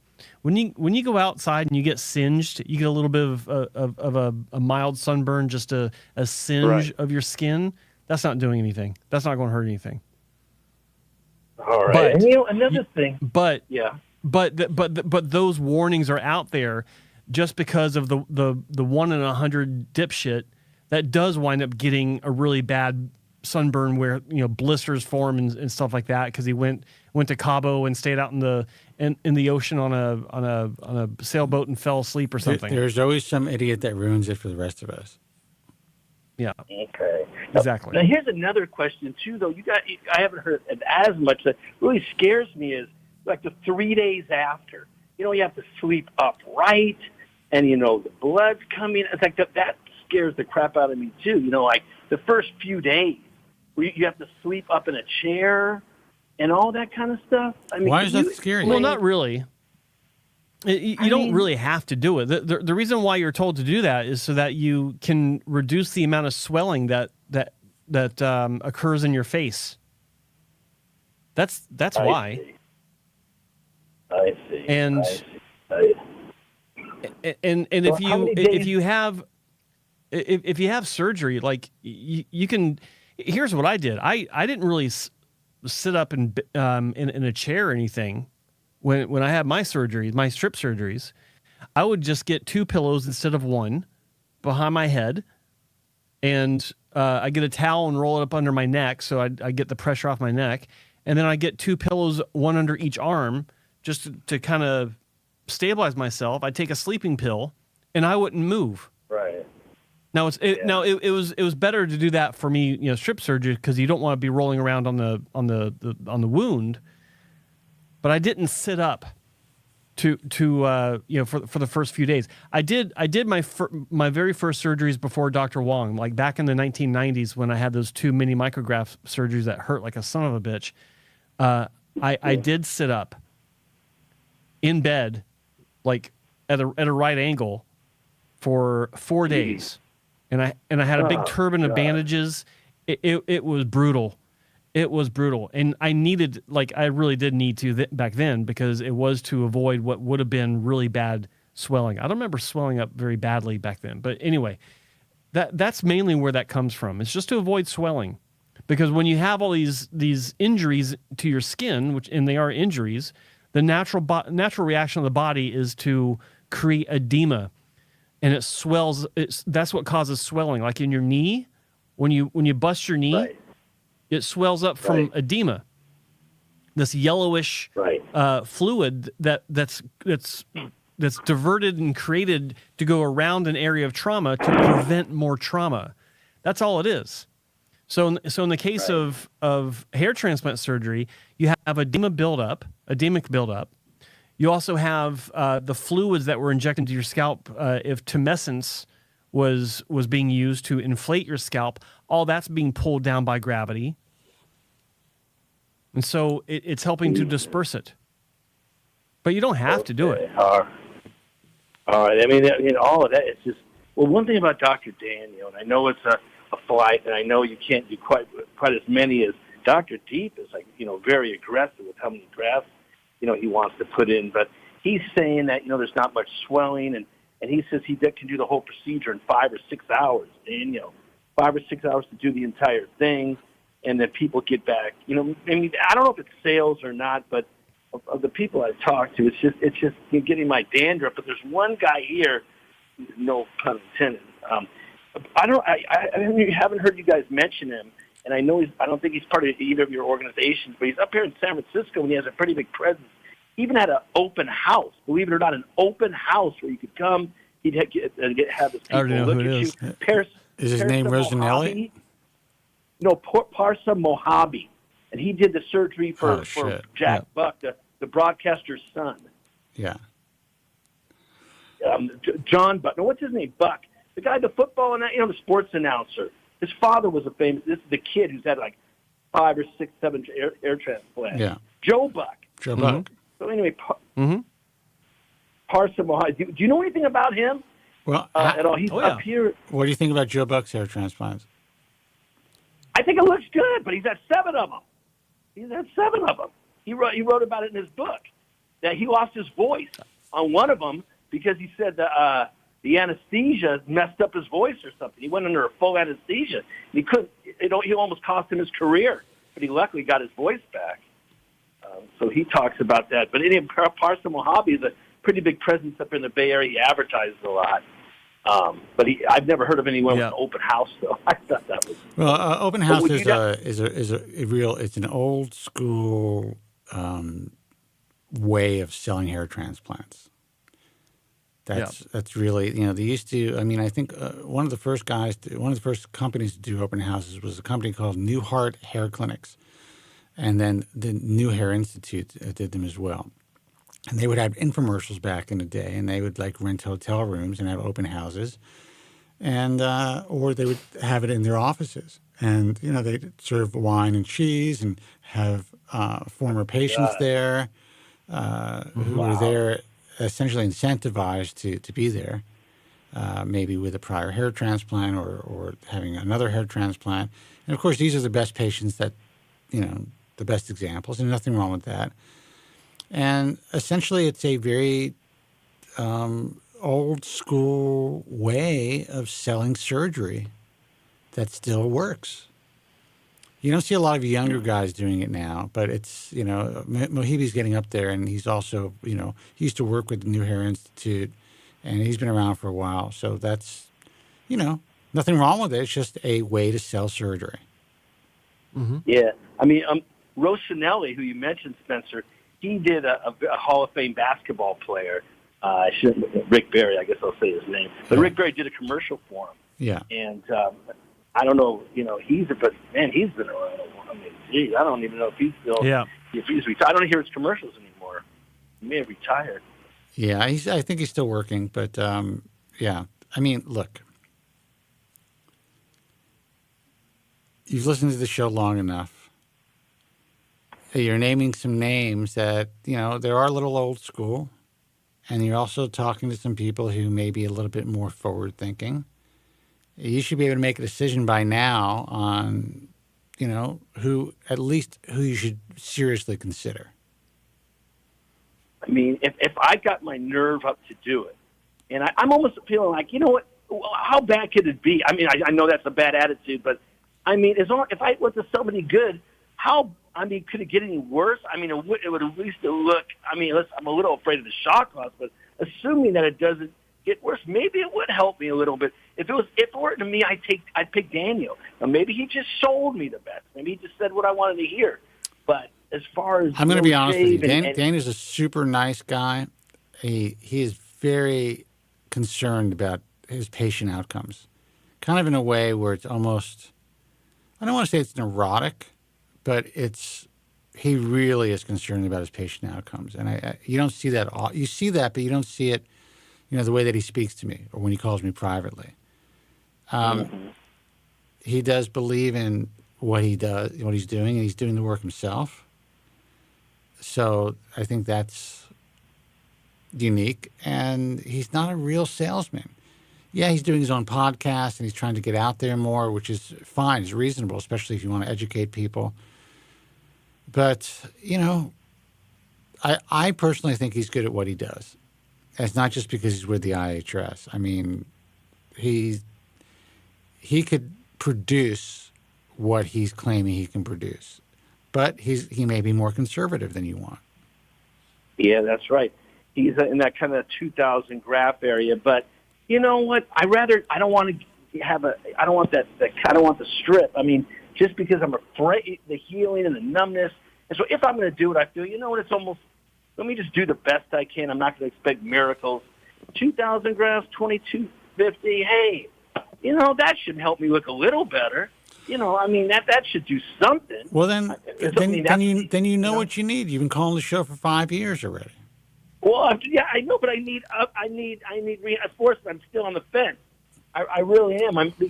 Here's my thing, and this is something that I believe in, especially as the industry continues to evolve. And you guys are the best, by the way. You guys are the best, by the way, and happy birthday, Spencer. I didn't last week. Thank you, Happy brother. birthday. I appreciate that. I am not a fan of and I know that a lot of good doctors do it still, and maybe they travel to other countries to do consultations, but I think the more time spent selling hair transplants, in my view, I never see that as a great sign in general. People opening up multiple facilities, people who are, in one part of a state and they have another facility in another part of a state, and they claim that they have a facility in one area that may be really fancy, but they're actually doing surgery someplace else. These are all red flags to me that I never loved. So yeah, I'm a fan of my hobbies everywhere. I'm a fan of more boutique type of a situation. I'm a fan. And look, there are IHS members who have like bigger operations, and they've been able to handle them well. But in general, if you see a lot of advertising, if you see people who are really trying to get themselves involved with influence or shit like that, it's always a red flag for me. That's all I'm going to say. Yeah. Yeah. Well, another thing, I'll just say one thing about Daniel, too, since we're talking about it. He's about a third. I'll just say for like $2,000 or $2,250, he quoted like $8,000 to $10,000. These other guys were quoting 20 or twice as much as him. And I told him that. He said, that's ridiculous that they're charging that much. Those are words out of his mouth. He goes, that's ridiculous. Well, it's whatever the market will bear. It's also about their overhead, and it's about how much time they're spending on advertising and traveling around, and trying to pimp out their wares. Yeah. It's in LA and San Francisco. It's expensive. You're paying $20,000, $25,000. That's what they're charging. And for $2,500, $3,000. Yeah. In some cases, it's worth it. But if you're willing to fly to Atlanta and have it done for a more reasonable cost, then who's better than you? You don't have to stay. It's not even. Yes, it's not even the cost. I'm just pointing that out. Look, I would spend the extra money. I think of all the people, he just seemed to check the boxes off, and I just threw that in there. That's why I mentioned it towards the end as a call that. That, by the way, the price too. He said that was ridiculous. He said that. He's a pretty much of a straight shooter. Deep was funny. He's expensive, but he's funny. Well, listen, if Daniel had to pay rent or own a building in Los Angeles or in San Francisco, I can't even believe people still live in San Francisco. But in the Bay Area, it would be a different story. But he's in Georgia. I'm sure his overhead is significantly less, even though it's higher now than things used to be. And he's able to pass that on to the consumer. Right. That's cool, though. No, that's cool that he does that. There are other doctors who are probably in the same area that are not passing on those lower costs. Oh. All right, brother. Listen, we're gonna let you go. I'm glad that you haven't jumped into surgery yet, but I think if you decide to have surgery, what to avoid at this point. And I'll tell you, waking up and going there and prepping for it and doing it. It takes a lot of nerve for people to do it.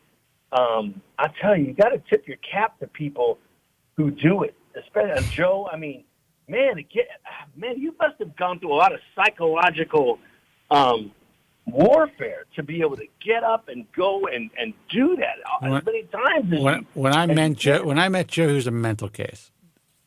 The psychological the psychological aspect of it was really the first two times, or the very first time, it was a non-issue because the doctor looked me straight in the eye and said, "I'm a great candidate. I can fix you up too." I wasn't even there for a consultation. I was there with a friend of mine, and the doctor talked me into it. So, and I was a stupid young 22-year-old. So it's like, okay, fine. I give myself a hall pass on that. Yeah. The psychological trauma came from living with both of those surgeries for 9 years and watching my native hair continue to just fall away,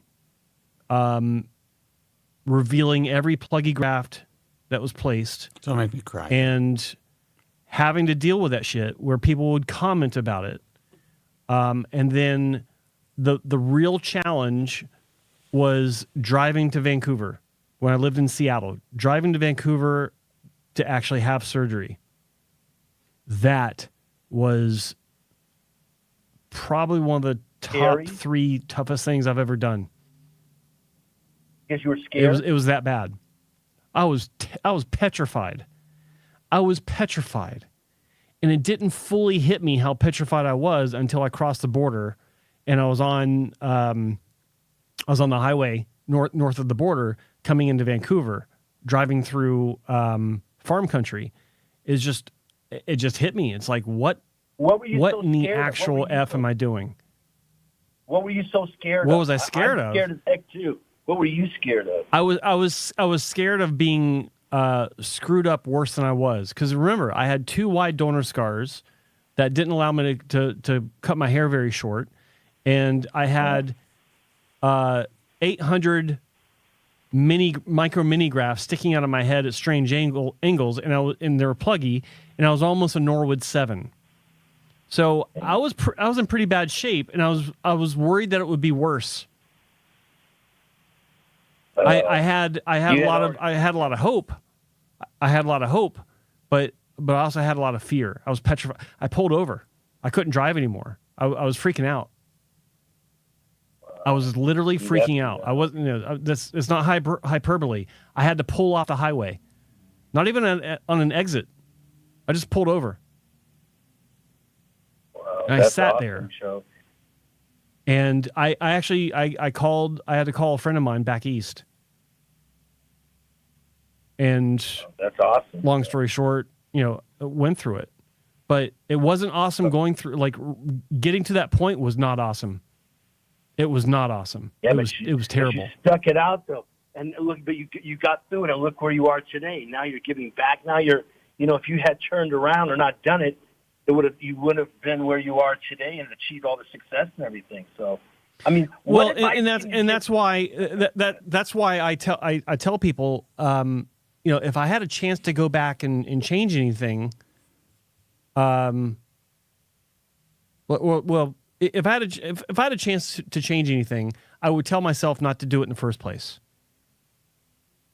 True story. Do what? Like I would tell myself not to have the first hair transplant, to not go down this road, because there were other options that I had in mind. Like I had different plans, and having such a bad hair transplant twice derailed my plans for my 20s.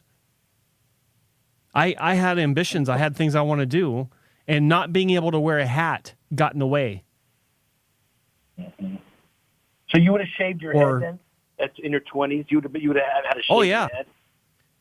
Well, I wouldn't have done it at that point, because remember, it was the early 90s, and if you were shaving your head, you were a skinhead. Like there's no two ways about it. If you were white and you shaved your head, you were a Nazi. That's right. No, you're right. That's all there was to it. Forget that.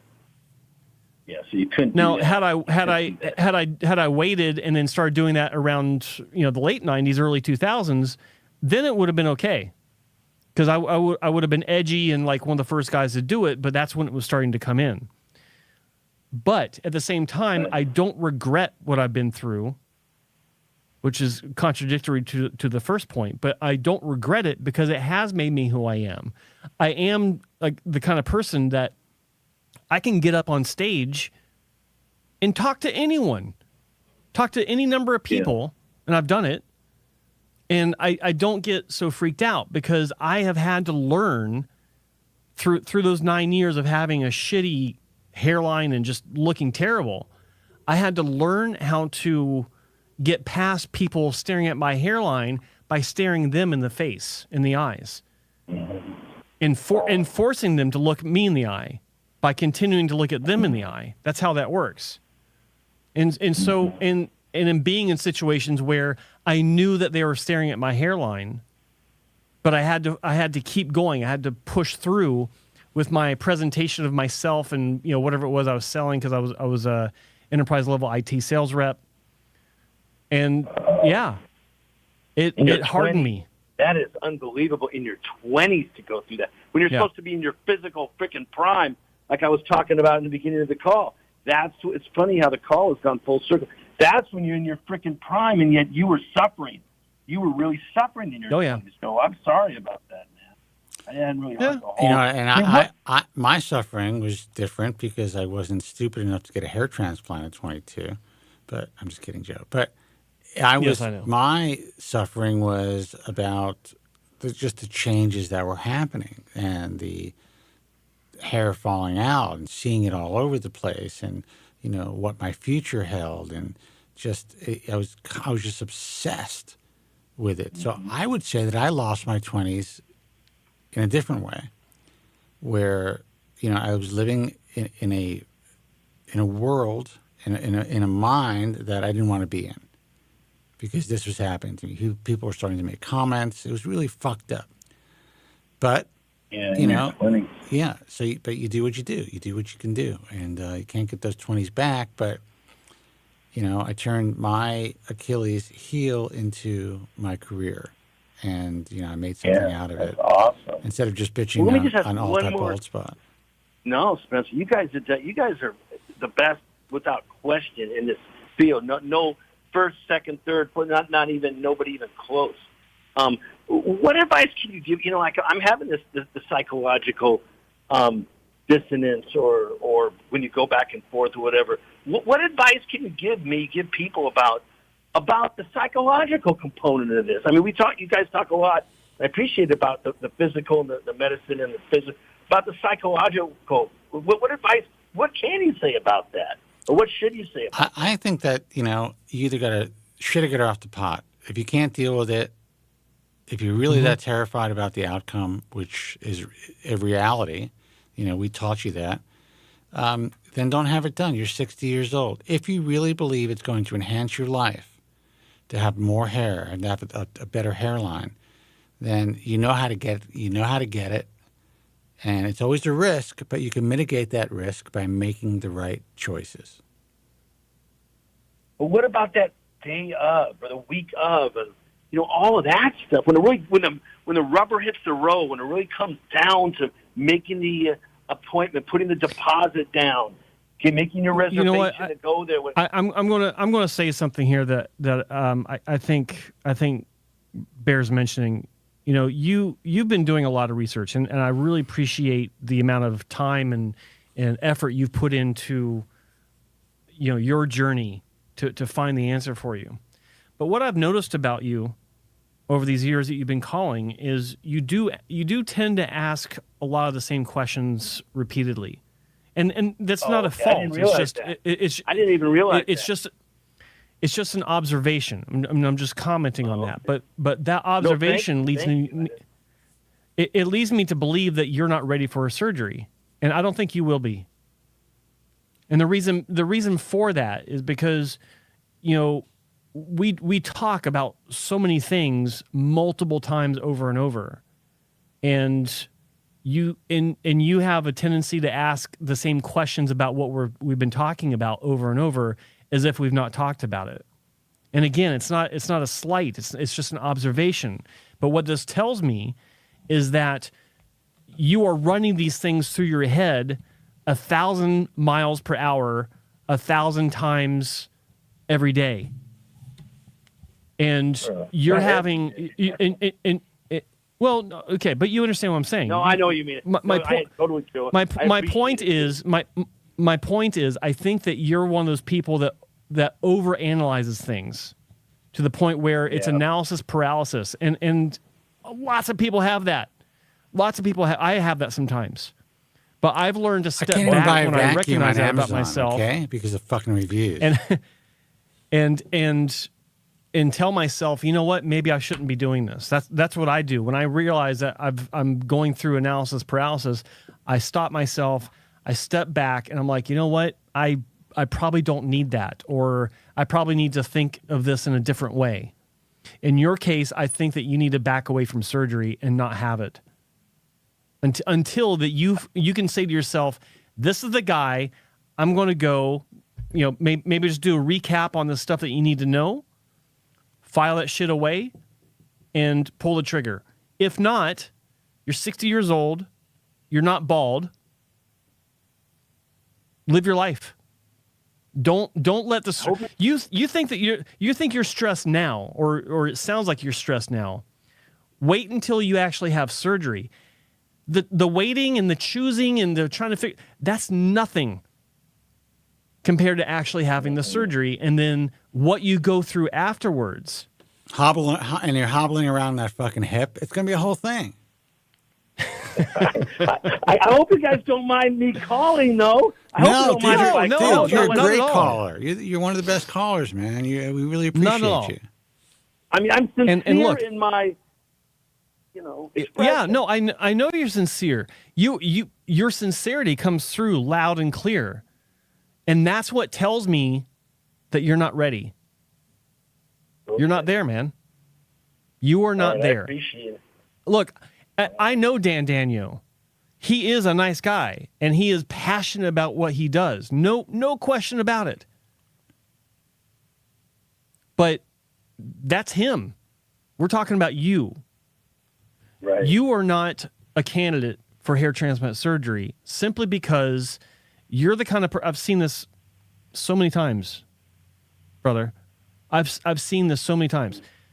The process of choosing is stressful as shit. But then after the fact, oh my God, for some people, it's far worse than surgery. Like the wait, I always tell people, like, surgery is the easy part. It's the waiting. It's the first 12 months after the fact, the first 9 months after. That's the hard part, because it's an emotional roller coaster that few people can understand until they actually go through it. It's not for me, brother. I'm just going to get a rug.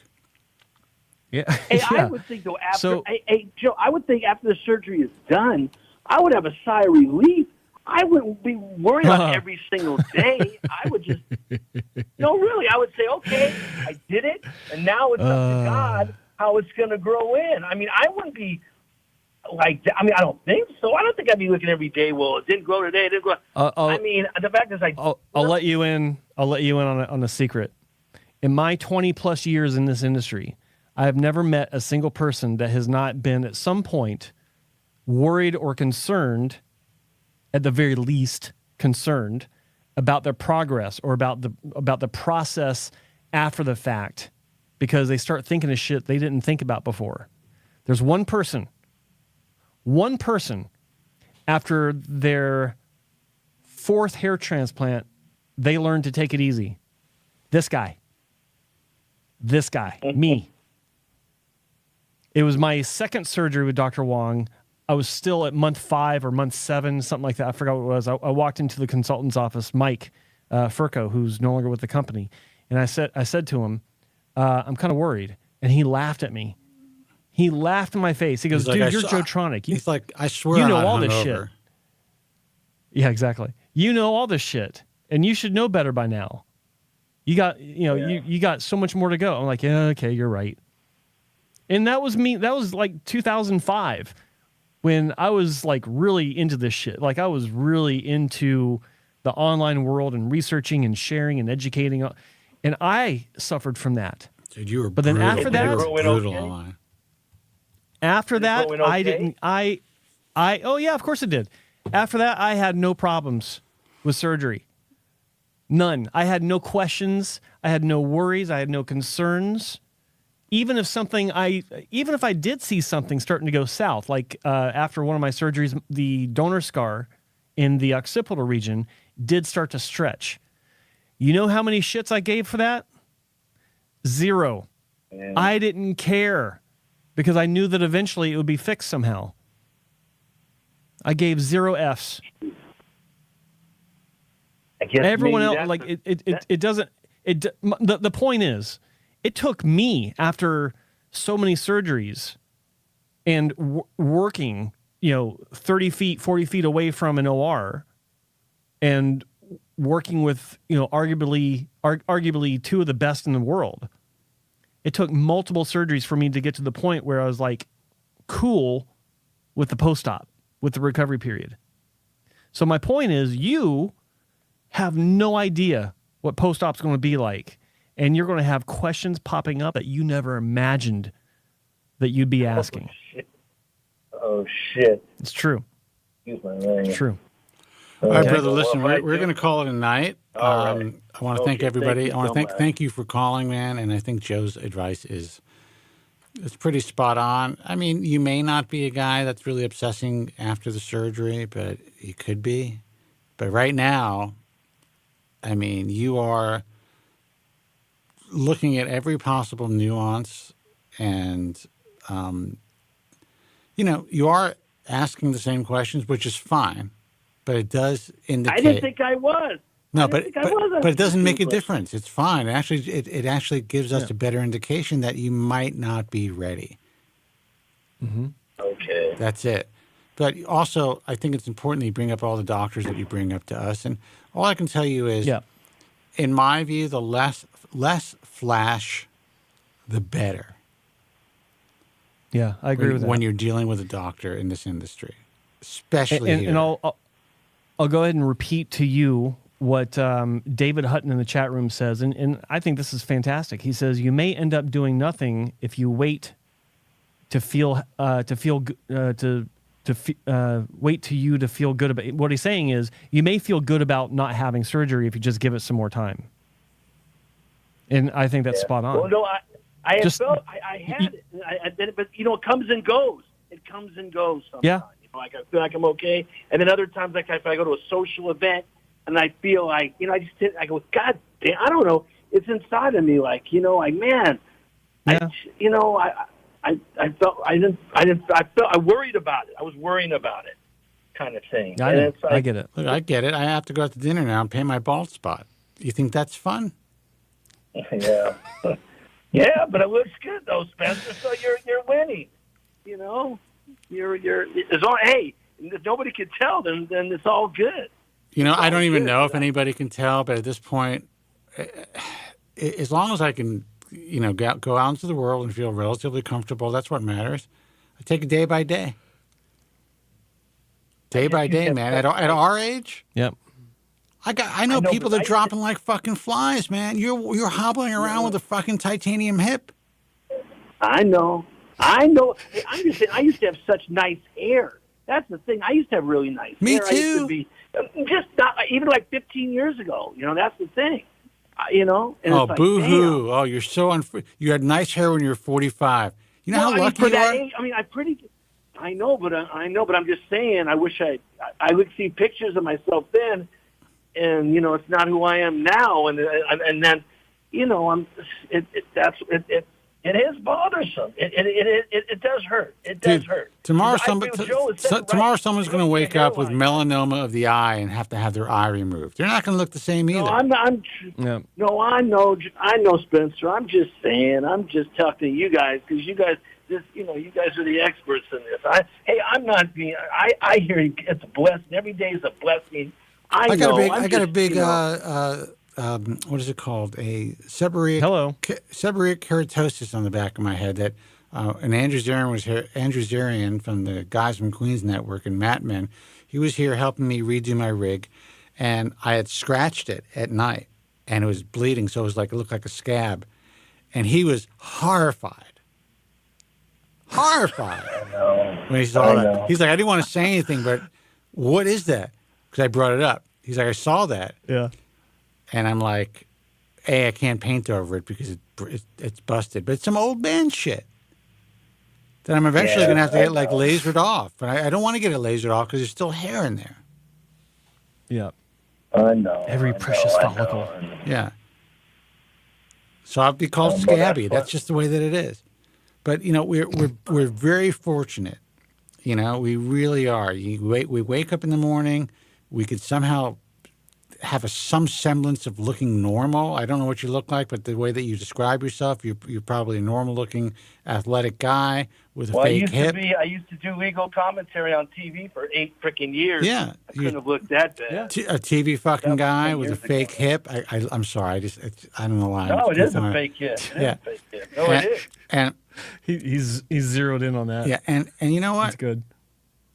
Trust me, when in general, when you see a 60-year-old man, they're fucked up, man. They are fucked up. And I'm not just saying this because, it sounds obnoxious when I say this. No, it's true. But when I tell people that I was born in 1965, I just happened to be mentioning the age, the year of 65, and I was like, that was the year I was born. I was at a bar with actually an ex of mine that came to visit and just a bunch of people.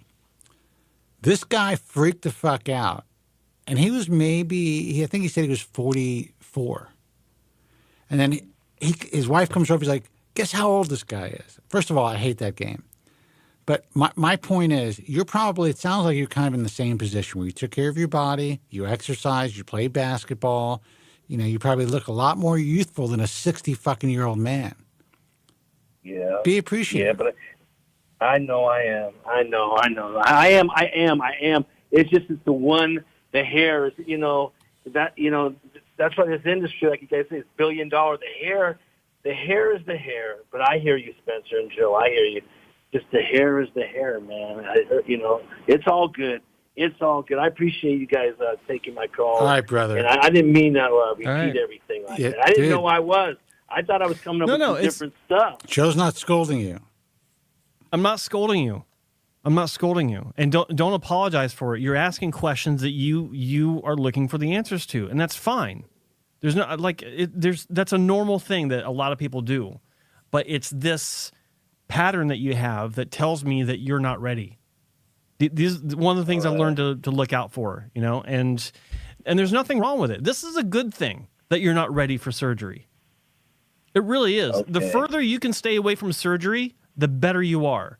Because the only way that you can be guaranteed not to get screwed up is to not have surgery in the first place. If you wait long enough, you can have Medicare, and it could pay for any possible hospitalization if they fuck you up.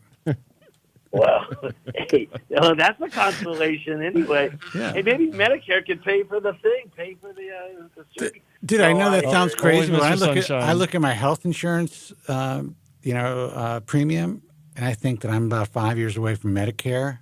I'm like, Jesus. I still have to have supplemental insurance, but they cover a lot, man. Everyone takes Medicare. Darn right. The health insurance is just outrageous right now. It is tripled in the last 3-4 years.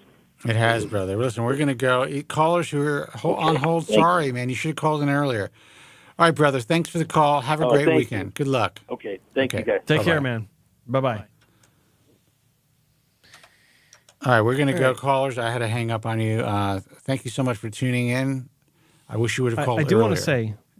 I do want to say before we go, there was something I saw online before we came on air, and someone in the chat room mentioned it as well. Kevin over at Hair Cafe apparently is going through some issues. His channel was down. His YouTube channel was down for a while, and it's back up. But I saw something where someone said that his girlfriend is running it for him. I don't know what kind of truth there is to this. I don't know if it's some sort of made-up drama. Maybe he had I don't know what's going on. But if he is having an issue, all the best to him. And hopefully he'll start making video. It's been like a month since he made a video or uploaded something. I had a quick look. So if there is an issue, hopefully he can get it worked out. Hopefully he's okay. And get his channel back up and running. Just want to say that. I feel bad that I don't. I know that a lot of people like him, and I don't really watch anybody on YouTube. And the couple of times that I have seen him, he's got an interesting swag and a way of communicating, and I could see why younger people are attracted to what he does. But he seems to really, I think, provide some pretty reasonable information. Let's put it that way. you know, and he understands Propecia. He understands the reality of the risks, from what I could tell. And he seems like a lot of people like him. So, Yeah. I don't know what we can do for him, but wish him the best. Yeah. We need good That's- people that's- out there that's who the are, thing. who are providing solid information. Yeah, All right, guys. exactly. Until next time, be strong. God bless. Thank you so much for listening. I'm going to have a steak later. Thank you very much. I'm sorry for any inconvenience you may have been put to prior to the programme, and I'm glad you enjoyed it. And if you could now leave by the exits at the rear, that'd be splendid. Thank you.